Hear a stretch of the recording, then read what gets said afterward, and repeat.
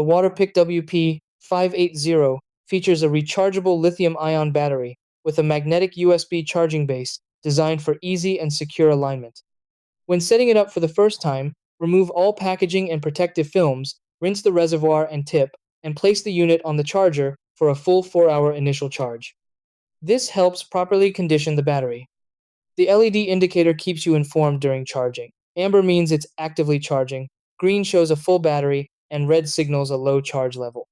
Once fully charged, the WP 580 can last up to 4 weeks with typical once daily use. The smart charging system includes built-in protection to prevent overcharging and overheating.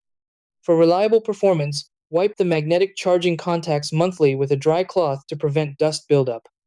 If the unit doesn't charge, double-check the USB power source and ensure the flosser is properly aligned on the base.